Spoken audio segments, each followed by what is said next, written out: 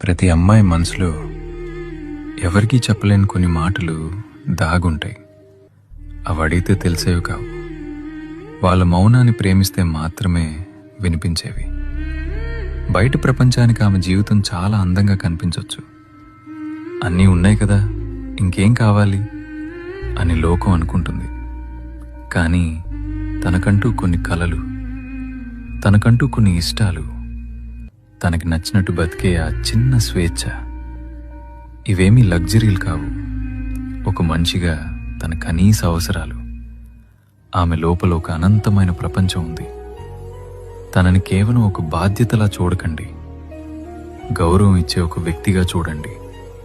ఒక్కటి గుర్తుంచుకోండి, పంజరం బంగారానిదైనా సరే అది స్వేచ్ఛనివ్వలేదు. ఆమెకు కావలసింది కేవలం రక్షణ ఇచ్చే నీడ కాదు, తన